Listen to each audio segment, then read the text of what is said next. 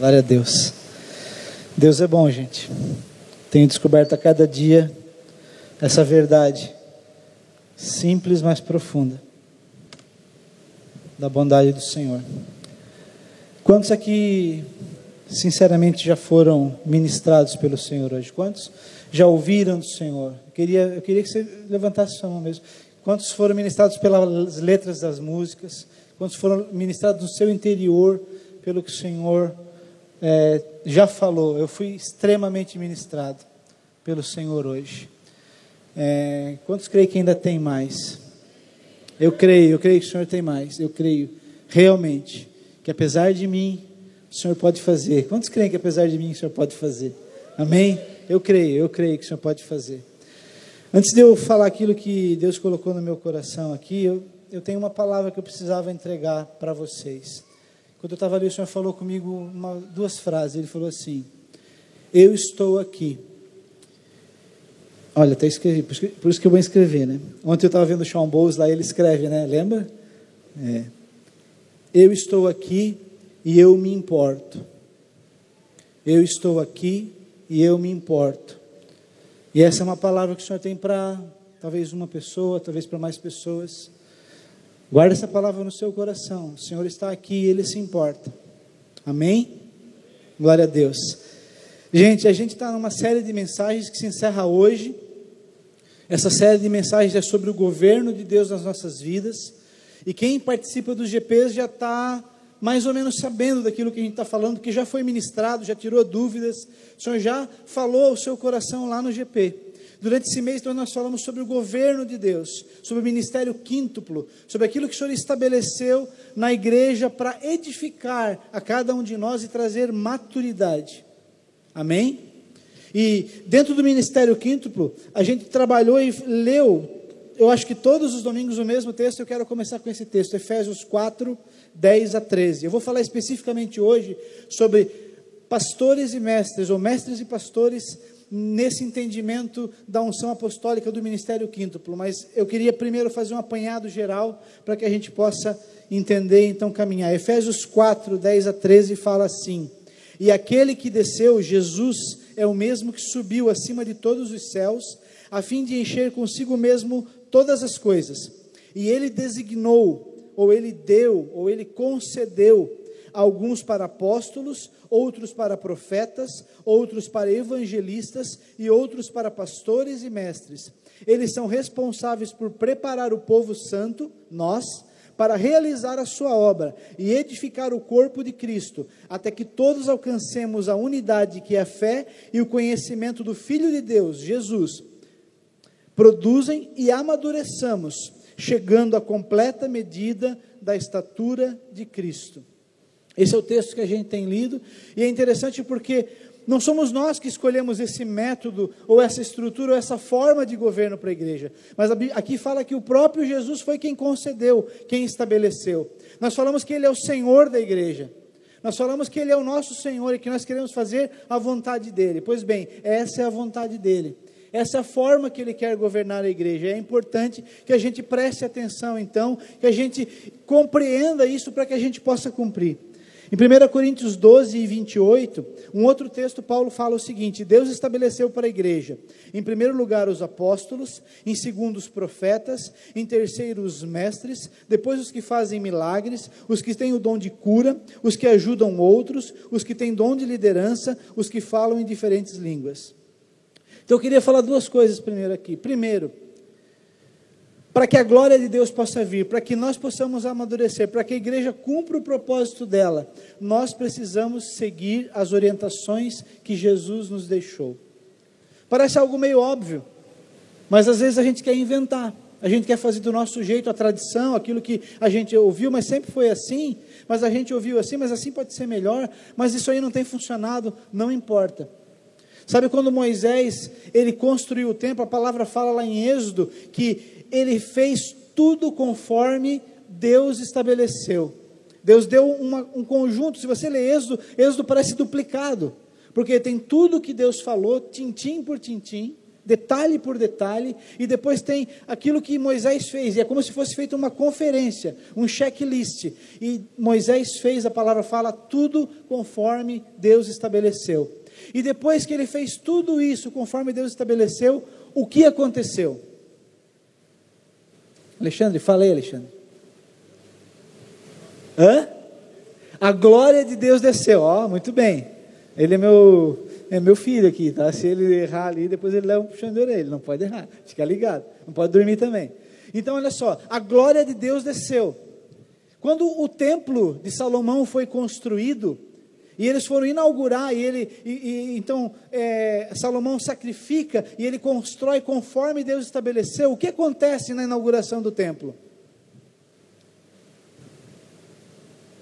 Eu vou explicar uma coisa para vocês, tá? É que eu sou professor, e eu não consigo falar sozinho, assim, eu preciso que vocês interajam comigo, senão vai ficar meio complicado, tá? A glória de Deus desceu, a glória de Deus desceu, isso, agora, eu detesto isso, eu nunca faço isso, tá? Eu acho bem feio, mas a glória de Deus desceu. Agora eu pergunto, vocês querem que a glória de Deus desça? Eu não sei quanto a vocês, mas eu oro todos os dias, eu clamo todos os dias, quando eu estou aqui em oração, quando eu estou em casa eu oro, Deus, eu quero ver o avivamento, Deus, eu quero ver a Tua glória, Deus, eu quero ver a Tua presença, eu quero ver a Tua manifestação visível, palpável, a ponto de nós não conseguirmos nos conter. Só que para que isso aconteça, nós precisamos edificar essa igreja, segundo o modelo que Jesus estabeleceu. Amém? E esse modelo ele foi estabelecido segundo esse modelo que está ali, Paulo explica. Efésios 2, 19 e 22 fala assim: portanto, vocês já não são estranhos e forasteiros, mas concidadãos do povo santo e membros da família de Deus. Te fala tanto em família, né? Juntos somos sua casa, edificados sobre os alicerces dos apóstolos e dos profetas, e a pedra angular é o próprio Cristo Jesus. Então Cristo ele é a pedra angular, ele é o fundamento. Nós não vamos edificar a igreja em cima de nenhum outro fundamento, mas Cristo mesmo estabeleceu esse ministério fundamentado em apóstolos e profetas. Então pouco importa o que a gente acha a respeito disso, o que importa é compreender aquilo que o Senhor falou. Eu vou ensinar um truquezinho para vocês nunca mais esquecerem o ministério quíntuplo, beleza? Então olha só, a mão tem 5 dedos, tá? Então olha só, apóstolos, pode levantar aí, apóstolos, profetas, depois eu explico por quê, tá? Evangelistas, aqui, evangelistas, aí pastores e mestres, né? Então, apóstolos, profetas, evangelistas, pastores e mestres. Ficou meio esquisito aqui, o mais certo seria apóstolos, profetas, depois pastores, mestres e evangelistas. Por quê? Para a gente nunca mais esquecer. O apóstolo é o dedo que toca em todos os outros dedos. Ele é o dedo que toca, que envia. Então o apóstolo é esse que move. Que infelizmente nas igrejas foi desprezado durante muito tempo. A gente esqueceu o ministério apostólico durante muito tempo. E durante muito tempo nós somos uma igreja de pastores e mestres, basicamente. Algumas igrejas tinham um ministério evangelístico, e algumas igrejas ditas mais espirituais ou pentecostais tinham um cara esquisito que era o profeta, né? Que a gente deixava no canto lá. Eu estou falando sério, é isso assim que a gente pensava mesmo. E o apóstolo é heresia, esquece, deixa para lá. É isso que a gente pensava, gente. Mas Deus estabeleceu apóstolos em primeiro lugar, profetas. Então lembrem, profeta, ok? Profeta, não é que aponta o dedo, ok? O profeta é que dá direção, certo? Que estabelece a direção que Deus trouxe. Evangelistas, o evangelista é o dedo mais longe, é o dedo que alcança quem está mais longe. Então evangelista. Depois o pastor eu vou passar para essa mão. Pastor, o dedo da aliança, que liga ao coração. Pastor é o coração mole, aquele que cuida, que abraça, ele é carinhoso, ele é querido, é tão gostoso o colo do pastor, né? E o mestre, o dedo maior, o dedo mais forte, aquele que traz segurança, que tira dúvida, né? Aquele que quando você tem uma dúvida você procura e vai trazer então direção. Então, apóstolos, profetas, evangelistas, pastores e mestres. Todos os dedos são diferentes da mão, cada um tem uma função. Se você perder um dedo, você vai entender que ele faz falta. Se você perder um pedaço de um dedo, se você tiver um dedo machucado, você vai entender que todos eles são importantes, mas todos eles são diferentes. E foi assim que Deus estabeleceu. Unidade de propósito, mas diferença de atuação. Unidade de propósito, mas diferença de atuação. A multiforme graça de Deus, na unidade do Espírito. É um só Espírito, mas agindo de formas diferentes. Amém? Deixa eu contar para vocês uma historinha para tentar explicar um pouquinho mais como é que é essa coisa das diferentes mentalidades. Suponha que você tem um acidente de automóvel. Aconteceu um acidente de automóvel, e então as pessoas estão ali e chegam as pessoas. Vamos supor que chegam os 5 ministérios lá. Quem chega primeiro é o pastor.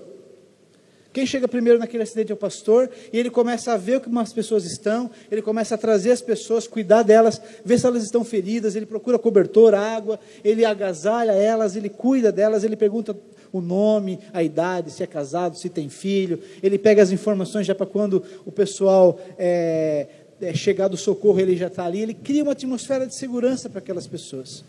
Esse é o pastor. Em segundo lugar, chega o mestre. Quando ele chega, ele vai olhar as marcas dos pneus, e aí ele começa a calcular, segundo a marca, que velocidade os carros estavam, como é que eles frearam, e ele começa a criar então uma teoria de como é que o acidente aconteceu, de quem foi a culpa.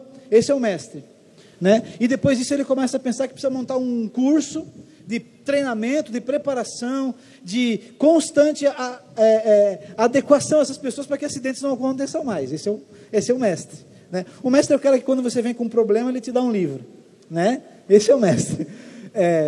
Depois vem o evangelista. O evangelista chega e como o pastor já cuidou de todo mundo, está todo mundo sentado, ele começa a falar com eles. Ele começa a falar, olha, vocês não morreram, mas qual é o destino eterno de vocês? Se vocês morressem, o que aconteceria? Né? E ele começa então a falar para aquelas pessoas. E aí aqueles que vêm ao redor para ver o movimento, ele já sobe num caixote e já começa a falar, e vocês? Vocês não foram acidentados, mas quem garante que vocês vão chegar em casa? Né? A hora é agora de conhecer o Senhor. E ele começa então a falar, e o coração deles vai se movendo, e ele faz uma oração de entrega, ele ora para que o Espírito Santo venha, e ele começa a falar que eles precisam também testemunhar para outras pessoas, né? E no final ele acaba achando que ele vai comprar um rádio da polícia para ficar ligado nos acidentes, para poder evangelizar mais, né? É isso aí, essa é a mentalidade. O profeta, o profeta ele já tinha sonhado que ia acontecer aquele acidente, né?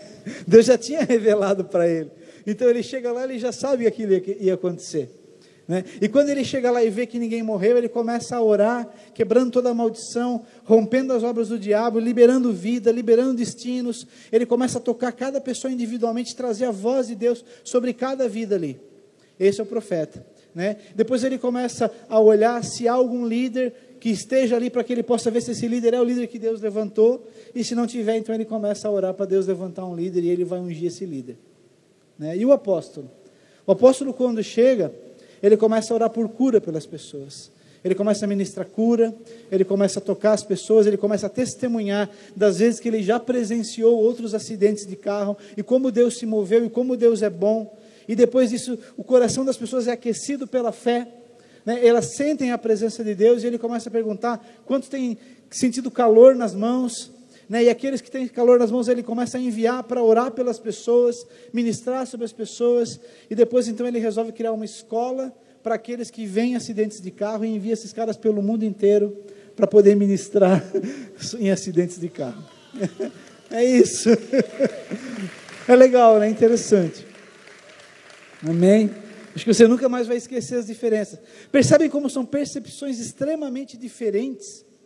Cada um tem um jeito de ver a mesma situação, e nenhum deles está errado, e se faltar um deles vai ser incompleto, né? Agora, olha para o lado aí, pergunta para o seu colega, qual deles ele é, qual dedo ele é, ou qual pessoa dessa ele se identifica mais.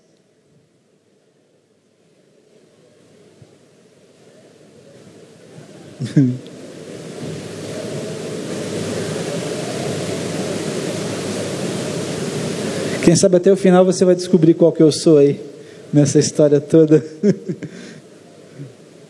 Mas é interessante começar a descobrir isso. Sabe, gente, quando Deus vai nos revelando os dons, os ministérios de cada um, Deus chamou cada um. Em Efésios 4, um pouquinho antes desse texto que a gente leu, fala que a cada um Deus derramou, segundo a sua graça, dons. Pelo menos um dom cada um tem. E o segredo está em descobrir que dons Deus colocou na nossa vida. E perseguir esse dom, capacitar, amadurecer, desenvolver. Não ficar competindo com o outro, tendo inveja do outro, mas compreendendo que se Deus colocou um dom em você, ele precisa ser exercido. Se você não está exercendo o seu dom, entenda, a igreja não está 100% saudável como ela poderia estar. Está faltando alguma coisa, e essa responsabilidade é sua. Eu não quero colocar peso, na verdade eu quero colocar um peso no seu coração essa noite. Um peso de entender que se Deus te deu um presente, se Deus te deu um dom, se Deus tem te incomodado com alguma coisa, creia que é o Senhor falando, para que você possa ser usado por Ele para edificação, para um amadurecimento da igreja. Bom, como é que esses 5 ministérios eles se comportam? O ministério apostólico e o ministério profético, eles tratam do céu. O ministério apostólico, ele trata da visão do céu, da planta daquilo que Deus quer estabelecer na terra. Quando o pastor Evaldo fala que Deus deu para ele uma visão do óleo descendo sobre o morro do Boa Vista e se espalhando pela cidade, isso é uma visão que Deus tem dado a ele para ser compartilhada conosco. E essa é a visão apostólica que Deus tem dado para cada parte do corpo. Deus tem dado uma visão. Eu poderia provar para você que essa visão que Deus deu para o pastor Evaldo é perfeitamente bíblica e tem respaldo na palavra, mas ela é moldada, ela é customizada, ela é direcionada para nós, na nossa realidade. Até porque o Morro do Boa Vista só tem em Joinville, né? É verdade. E ele é o ponto central, mais alto da cidade, de onde lá você vê a cidade toda. E é assim que Deus quer que a gente enxergue isso. Eu não vou me deter em explicar isso hoje, mas eu poderia, tranquilamente falar sobre isso. Deus já tem falado comigo ao meu coração. Primeiro Deus me fez aceitar isso, pela fé, pela autoridade, pela honra que nós temos ao nosso pastor. Mas depois Deus começa a falar e a mostrar, a clarificar isso. E é isso que nós precisamos. Uma visão, uma planta para onde nós vamos. Uma visão que é maior do que nós mesmos. Uma visão que é maior do que a nossa geração. Essa é a visão que Deus tem para nós. Depois Deus estabelece profetas. Profetas olham a face de Deus.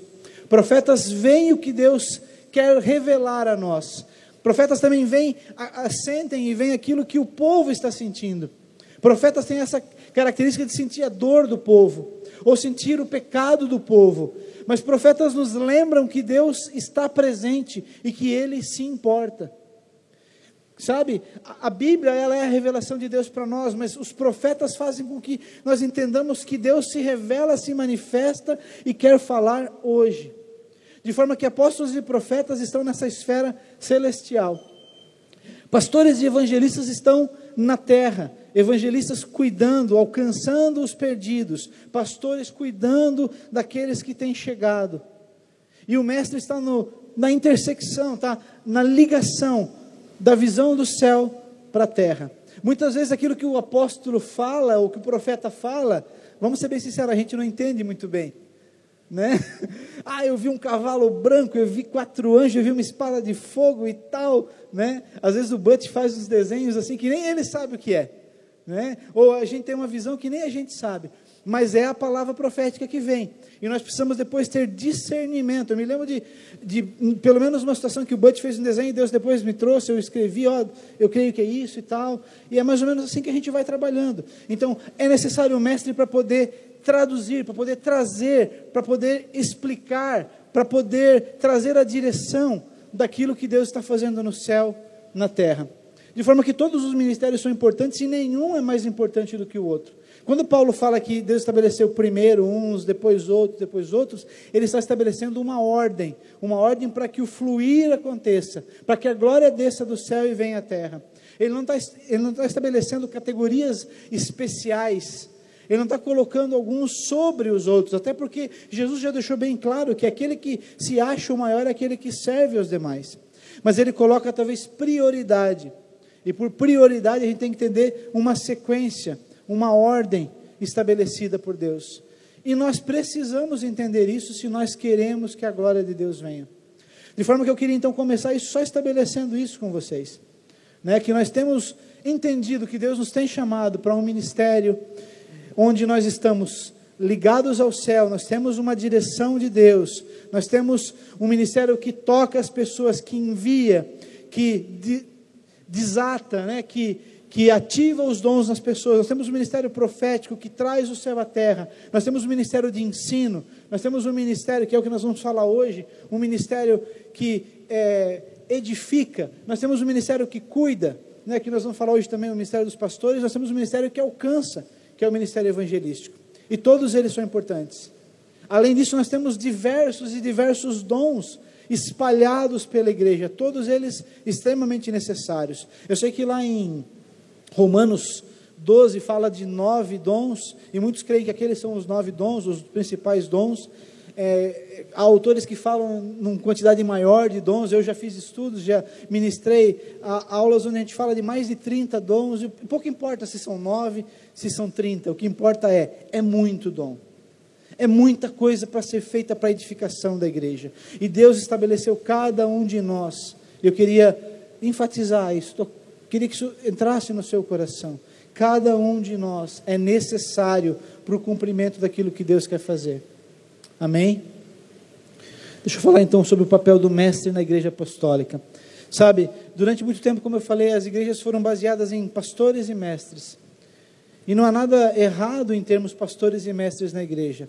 Mas a questão é, a tendência de uma igreja que não tem visão apostólica, que não tem visão profética, é acabar ficando apenas no natural, apenas na revelação da palavra que pode ser compreendida. Sabe, quando nós não temos uma revelação apostólica e profética, nós acabamos tendendo a querer a segurança, a proteção que a palavra nos traz.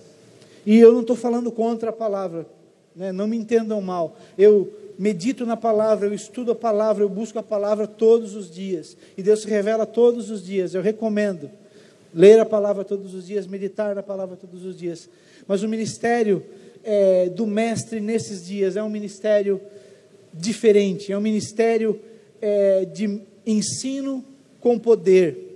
E foi isso que Deus foi revelando para mim nos últimos tempos. Sabe, eu sempre fui, desde que eu me conheço por gente, eu tenho o dom do ensino. Desde que eu me conheço por gente, eu tenho ensinado, e Deus tem me usado nisso. Sabe, eu tenho prazer em estudar, eu compreendo, e eu explico e as pessoas entendem. É só isso, né? E Deus fala. E durante muito tempo eu fiz isso, e isso não foi um problema. Mas chegou num momento que Deus começou a me incomodar, colocar uma inquietação em mim. E eu comecei a querer algo mais. Eu comecei a querer me mover em palavra de sabedoria, em palavra profética. E Deus começou a colocar esse desejo no meu coração. E Deus começou a me dar sonhos. E sabe, eu era uma das pessoas que usava muita frase de Lutero. E eu não quero aqui falar mal de Lutero, mas Lutero fala assim, né? Deus, não me dê revelação, né? Não me mande anjos nem visões, apenas a tua palavra. Eu talvez entenda até o contexto que ele falou, mas isso não vale para os dias de hoje. E Deus começou a me quebrar. E eu que tinha como lema de vida isso, comecei a ter sonhos. E comecei a ter revelações. E comecei a entregar. Isso começou a funcionar. E Deus começou a me incomodar. Eu quero te dizer, quando Deus coloca algo assim no teu coração, eu quero desmistificar isso. Gente, não é da tua cabeça. Se Deus começa a te colocar uma inquietação, um incômodo, sabe, desse tipo, dessa natureza, se Deus te desperta de noite para orar, se Deus te coloca pessoas, se Deus te coloca países, lugares na tua cabeça, se Deus te coloca um desejo de servir aos menos favorecidos, aos doentes, a orar num hospital, deixa eu dizer com todas as palavras, não é da tua cabeça, não é o diabo soprando, não é Deus se movendo, creia nisso, creia que é o Espírito Santo movendo. E Deus começou a me incomodar. E alguns anos atrás, uns 3 anos atrás, eu estava numa conferência, eu estava num evento, alguns aqui estavam comigo lá, e eu estava nessa incomodação, e eu vi várias pessoas ministrando, o poder de Deus caindo, Deus fazendo a obra, e de repente subiu uma pessoa para ministrar, alguém que eu não conhecia, e pelo meio da pregação dele eu falei assim, cara, esse cara é mestre, esse cara é um mestre, olha o jeito que ele prega.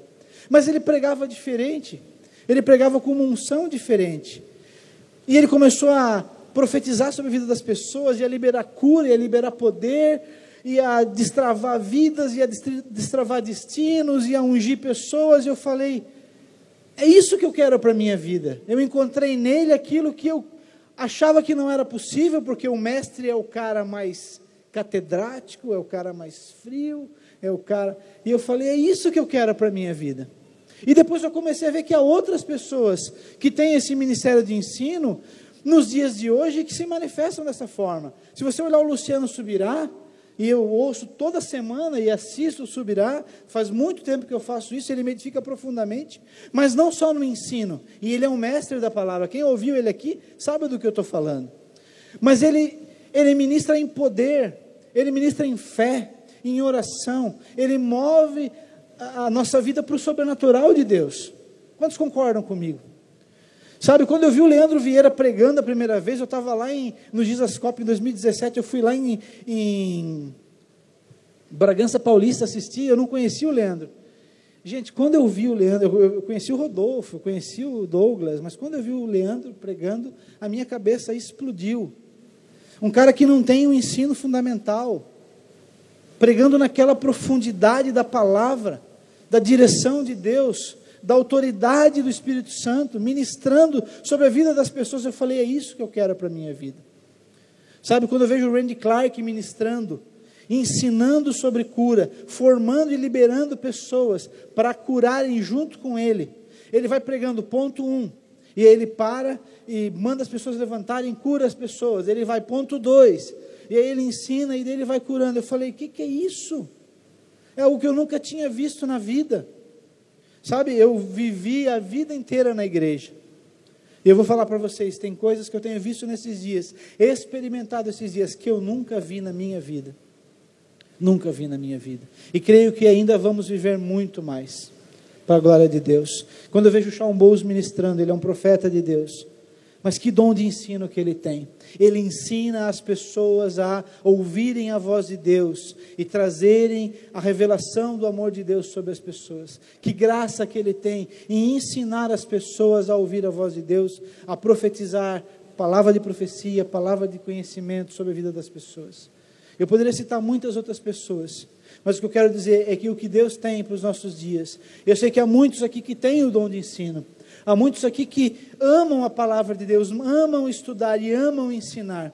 E eu queria desafiar vocês a saírem da segurança do seu próprio conhecimento e se lançarem nesse desconhecido que é ser movido pelo Espírito Santo. Para que Deus possa te usar, para que Deus possa nos usar. Como eu vou dizer que nem Paulo, eu não acho que eu já alcancei, mas uma coisa eu faço, eu prossigo na busca daquilo que o Senhor tem para a minha vida. Eu queria convidar vocês, sabe, vamos montar uma escola que forme mestres cheios do poder de Deus, que ensinem com poder. Sabe, o nosso maior exemplo de mestre é Jesus. Jesus é o mestre perfeito, mais de 60 vezes ele é chamado de mestre, de rabi na palavra. Mas a palavra fala que naquela época haviam muitos mestres. Os escribas, os fariseus eram mestres, profundos conhecedores da palavra. Mas a palavra fala que ele ensinava com autoridade. Ele ensinava com autoridade. Jesus é o homem perfeito. Como diria o Cury, Jesus não sabe brincar. Né? Jesus é o apóstolo perfeito. Enviou e tem nos enviado até hoje, liberado o dom sobre nós. Jesus, ele é o profeta perfeito. Ele ouvia e ouve diretamente de Deus e fala aquilo que está na boca de Deus. Jesus é o evangelista perfeito que alcança Zaqueu, que alcança a mulher samaritana. Jesus é incomparável, né? Como John Stott escreveu no livro dele, o incomparável Cristo. Jesus é o pastor perfeito, que não só cuida, mas deu a sua vida por cada um de nós. E Jesus é o mestre perfeito também, porque ensina com a sua própria vida, não da boca para fora, mas ensina com poder. E é isso que eu quero para a minha vida, e é isso que eu gostaria que você almejasse hoje, ser um mestre na palavra. Sabe, nós precisamos tanto de mestres, nós precisamos tanto de pessoas que ensinem, que produzam material, que escrevam, que revisem, que ensinem lá no GP, que tragam direção. Sabe, nós precisamos disso. Se você acha que acabou o seu tempo, se você acha que Deus já te aposentou, eu quero dizer, olha, nem começou ainda, nem começou o que Deus tem para fazer. Nem começou. E Deus precisa que, se você tem esse chamado no seu coração, que você então possa se despertar para isso. Um exemplo legal para a gente discernir um mestre é aquilo que Filipe faz com aquele eunuco, né? Quando ele vai na estrada, que o cara está lendo tal, e ele pergunta assim, você está entendendo? E ele, cara, ele fala, como é que eu vou entender se ninguém me explica? Né? O mestre é aquele que fala, deixa que eu te explico. Né? Então, quando alguém vem com uma dúvida, ele fala, senta aqui que eu vou te explicar. Né? É aquele que, quando você está trazendo um problema, o pastor está ouvindo, está cuidando, o mestre está pensando em qual livro ele vai indicar para o cara, para ele poder resolver aquele problema. Né? O mestre, então, é esse que acha que a vida é muito curta para todos os livros que ele tem para ler. Né? Esse é o mestre, é aquele que se ativa, se alegra, né? Ele enche uma mesa de livros, ele estuda, passa o dia inteiro ali estudando, e no final ele está alegre, feliz, contente, porque tirou um tempo para ler. Esse é o mestre, e nós precisamos de mestres no nosso meio.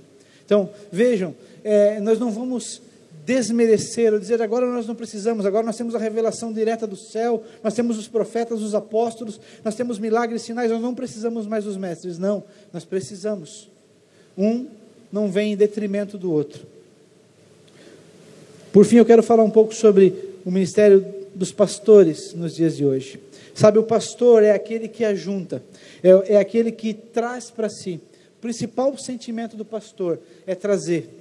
Né? Até eu brinco assim, que o pastor, a frase preferida dele é aquela de Jesus que fala, né? Ah, Jerusalém, Jerusalém, como eu queria te trazer, né? Como a galinha traz os pintinhos debaixo das suas asas. O pastor é aquele que quer trazer para perto, que quer acolher, que sofre, que chora junto com a ovelha. Isso não está errado, é o coração do pastor. A gente só precisa fazer uma pequena correção aqui. A visão pastoral errada, eu diria, a visão pastoral que esgota, ela fala em cuidar, em ganhar, cuidar e reter. Ganhar, cuidar e reter. E nisso ela não forma filhos que amadurecem. A visão que Deus nos tem dado nesses dias, a visão que Deus tem dado à nossa igreja é ganhar, discipular e enviar. Ganhar, ou alcançar, discipular e enviar. E é isso que nós temos entendido. E aí você vai me perguntar, tá, mas onde que fica o cuidar? O cuidar está dentro do discipular. Ao discipular, enquanto discipulamos, nós cuidamos. Nós não paramos para cuidar. Se você olhar como Jesus tratava os seus discípulos, Jesus não parou para cuidar dos discípulos. Jesus convidou os discípulos para caminharem com Ele. Jesus convidou os discípulos para irem. Enquanto caminhava, Ele cuidava e Ele discipulava. Ele enviava e Ele tratava. No livro Deus é Bom, há uma parte lá que é muito interessante, onde Ele fala sobre isso. Jesus envia os mais improváveis, ainda incompletos, ainda com defeitos. E eles vão, e Deus usa esses homens. E quando eles voltam, eles falam umas besteiras tão grandes para Jesus. Sabe, eles têm tanta carnalidade ainda, eles têm tanta cegueira ainda, que eu fico pensando que tem esperança para nós. Que eu fico pensando que Deus pode usar a gente, porque se Deus usou aqueles caras, e aí ele fala que Jesus vai então tratando cada coisa dessa, Jesus vai colocando a palavra, vai limpando, e depois que ele enviou esses 12, eles voltam e falam esse monte de besteira, Jesus envia 70. Sabe, se fôssemos nós, a gente ia parar tudo e dizer, não dá, Senhor, com esses aqui não dá. Mas Jesus envia, e quando eles voltam, Ele continua confiando. Esse é o Pai que a gente tem, o Pai que nos usa apesar de nós. Sabe, há esperança para você, né? Fazer que não tinha agora, olha uma pessoa do lado e fala, há esperança para você, Deus pode te usar. Sabe, se Deus pode me usar, Ele pode te usar. Se Deus pode usar Pedro, Deus pode usar Tomé, Deus usou até Judas, gente. Ele pode nos usar. Amém? Então assim, o que Deus nos tem chamado hoje é para um ministério que alcança as pessoas, que discipula essas pessoas e que envia. O ministério apostólico é um ministério de envio. É um ministério que discipula, que forma para enviar. Sabe, aquele desenho dos 5 ministérios, ele representa um fluxo. Ele representa um fluxo que precisa ser contínuo, é um motor girando. Não pode parar. Jesus nos chamou para nos movermos. Nós temos uma obra a ser feita, e essa obra não é feita aqui dentro. Sabe, a visão que Deus deu para nós, perceba, não é o óleo descendo sobre a Siloé, sobre esse lugar, é o óleo descendo sobre a cidade. É sobre a cidade que o óleo vai descer. E eu creio que essa visão que Deus deu para o pastor Evaldo, ela é uma visão para nós como igreja, como comunidade de Siloé, mas ela é uma visão para a cidade. Ela é uma visão que Deus tem dado e tem repartido para que a cidade seja alcançada. Então, essa visão não pode parar. Para que esse fluxo desse óleo desça e se manifeste na cidade, nós precisamos alcançar as pessoas, sim, mas nós precisamos discipular essas pessoas e nós precisamos enviar. E como é que isso é feito? 1 João, o apóstolo João, ele fala de 3 categorias de pessoas. Ele fala de pais, ele fala de jovens e ele fala de filhinhos. Eu queria que você pensasse um pouco em qual categoria você se encontra, sinceramente. Em qual categoria você se encontra hoje? Você é um pai? Você é um jovem? Ou você é um filhinho?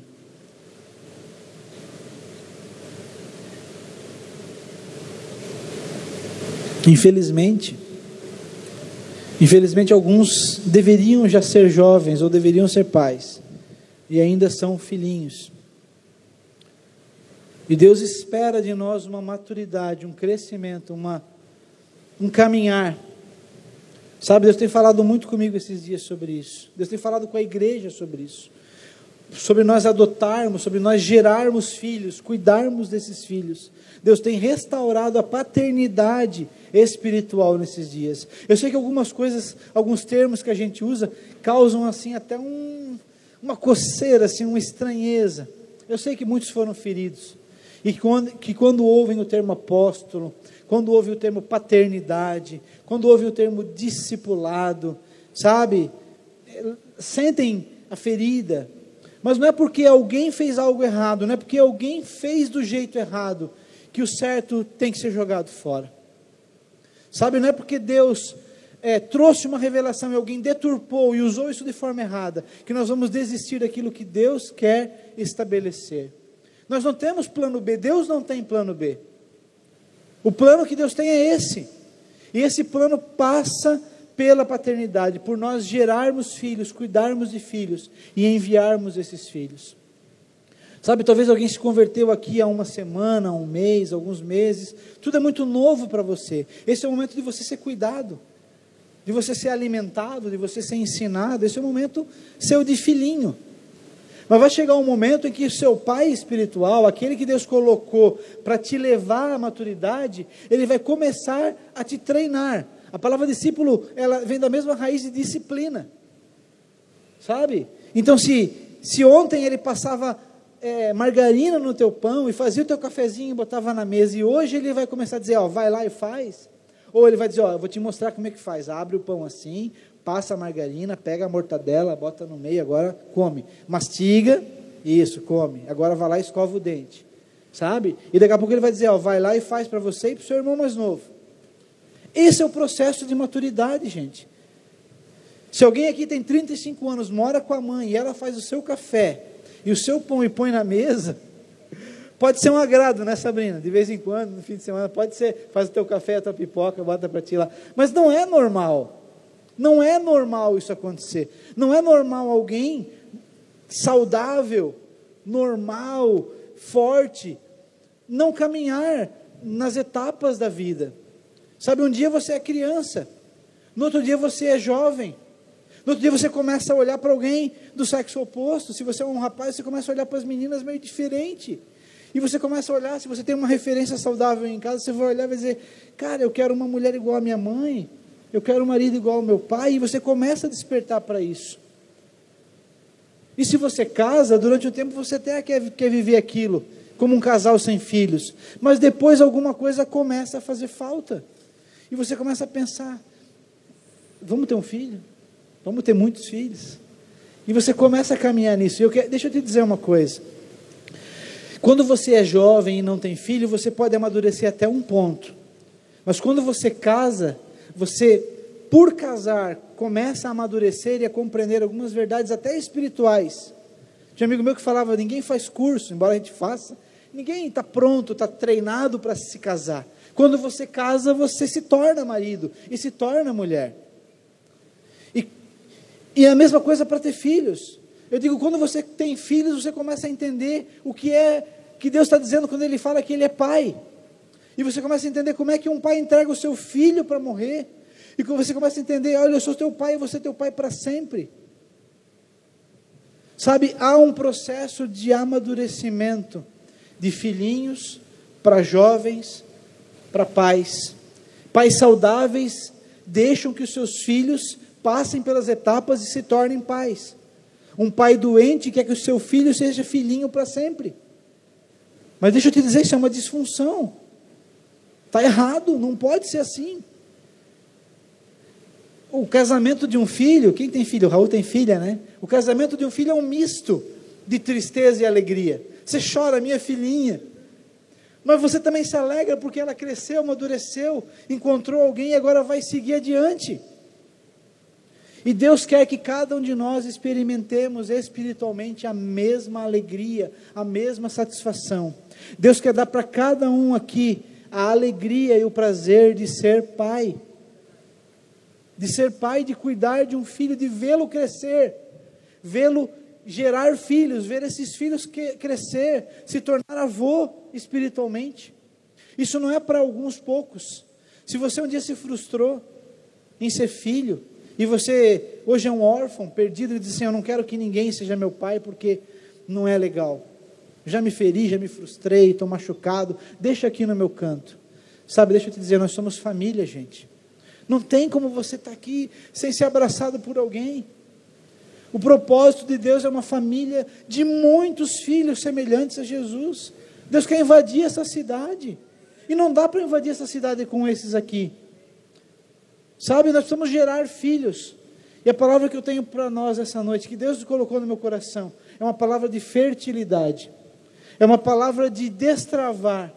É uma palavra de curar aquele útero talvez que não gera mais filhos, espiritualmente falando. Sabe, talvez você um dia se frustrou com o filho, talvez você um dia se frustrou com seu pai espiritual. Mas eu quero te dizer, hoje é o dia de Deus restaurar isso na nossa vida. Sabe, de Deus transformar a nossa vida para que nós sejamos pais. A alegria de ser pai está disponível. Mais do que isso, ela é um desejo, ela é uma ordem do Senhor para nós. Mateus 28, 18 a 20 fala, toda a autoridade me foi dada no céu e na terra, portanto vão, façam discípulos, vão e façam discípulos, em todas as nações, ensinem todas essas coisas, ensinem essas coisas, sabe, precisa acontecer. O que são todas as coisas? Todas as coisas ensinem o batismo, ensinem o perdão, ensinem o arrependimento, ensinem o dom do Espírito Santo, ensinem a ir e batizar, a continuar. Não para, continua. 2 Timóteo 2:2 fala o quê? Paulo fala assim para Timóteo, Timóteo procura pessoas fiéis, pessoas idôneas, gere filhos, sabe, que gerem outros filhos, que gerem outros filhos, que gerem outros filhos. Sabe, isso não tem nada a ver com bater meta, não tem nada a ver com se tornar a maior igreja da cidade, não tem nada a ver com termos alguma glória por implantarmos dezenas ou centenas de igrejas, não tem nada a ver com isso. Sabe, tem tudo a ver com Ele e com o chamado que Ele estabeleceu para nós.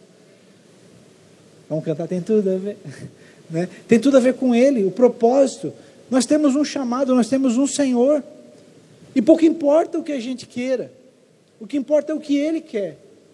Quando nós chegarmos diante dEle, não vão adiantar as nossas boas intenções. A palavra fala que cada um de nós será cobrado pelo talento que Deus colocou no seu coração.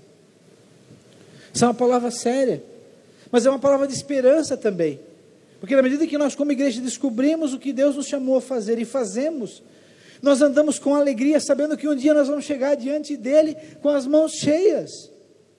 Sabe, é tudo uma questão de perspectiva, de como é que nós olhamos para isso.